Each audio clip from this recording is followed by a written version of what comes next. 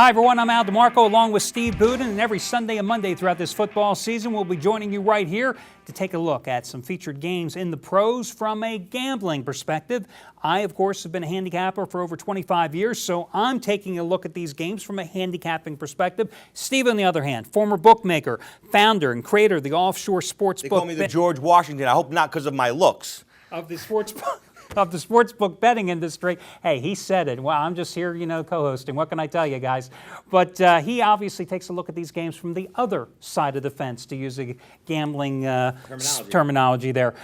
You got a great one tonight. New Orleans and Atlanta. I mean, it's a hell of a lot better, I think, than last week's game between Washington and Philadelphia. Couldn't get any worse than that one. And the thing, though, about this contest with the Saints, after that huge come-from-behind win at Miami last week, you've got a big number, because you've got no value on New Orleans because they managed to come back and score 30 points in the second half at Miami to remain undefeated coming into this game. So the public is all over New Orleans, and you can tell them as a bookmaker that they're going to be paying a premium price. Every time the public loves something, they're going to jack that number up. Look, New Orleans got a little bit lucky, call at the end of the half. Last week against the Dolphins, went in for the touchdown. It was the wrong call. The replay showed knee was down at the half-yard line. Clock should have ran out. Instead, New Orleans turns around, scores a touchdown, changes the momentum for the whole game. Who knows what would have happened if the Dolphins, had held them there, and then all of a sudden New Orleans was facing an insurmountable lead going into the second half. Because I know when they scored that thing, we talked at halftime of that game, because here on the show,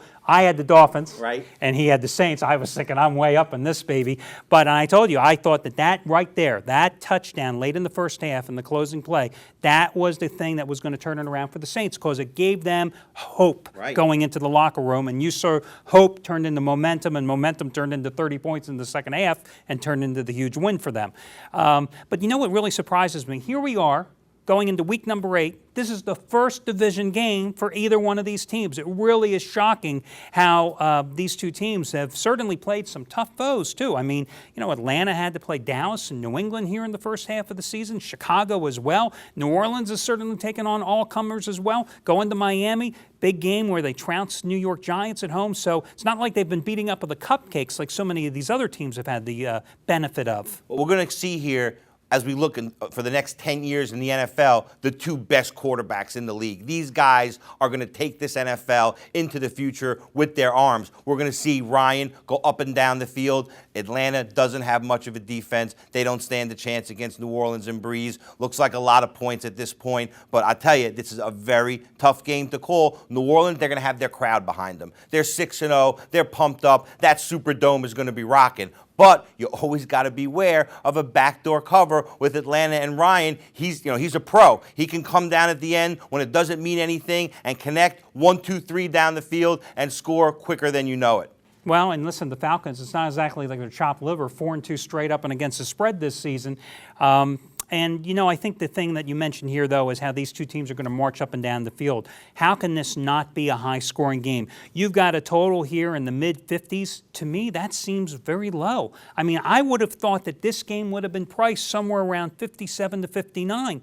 When I see 54, 55, I'm thinking this is bargain basement price. It's all going to depend on whether Atlanta can jump out to a lead or not. They're going to try to get the ball and control that clock. Ryan's going to run his short plays. He's going to march them methodically down the field and try to, take as much clock as possible, shortening the game. If that doesn't happen, it's lights out for Breeze, and they're going to start going at each other, and then 55 is going to seem really, really small. And most of the trends here certainly support the over as well. In fact, Monday night trends so far this year, 7 of the first 8 games here on Monday night have gone over the total this year. 18-5-1, the last 24 Monday night games going back to last season have gone over the total as well.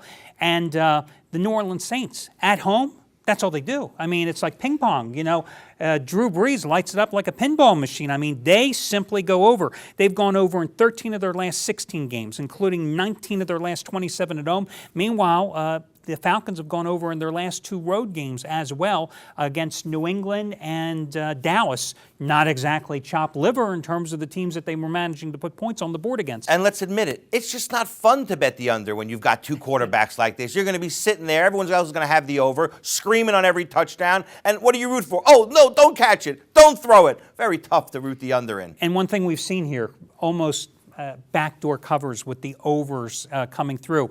Late Washington touchdown in the 4th quarter, meaningless touchdown in terms of the point spread, but they get the touchdown, boom, game goes over.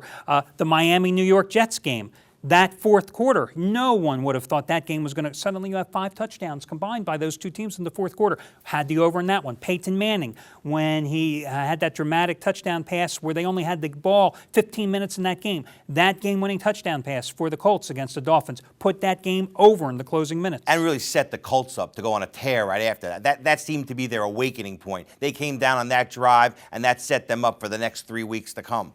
So we agree here this week. We're going to take the over in this one, and hopefully this is, as I said, going to be a heck of a lot better game than Washington, Philadelphia. That game could have put you to sleep by the first quarter ended. So go with the over in this one, and remember, Steve and I will be back joining you again next Sunday, as we will every single Sunday and Monday throughout the football season, as once again we break down these games from a point spread perspective.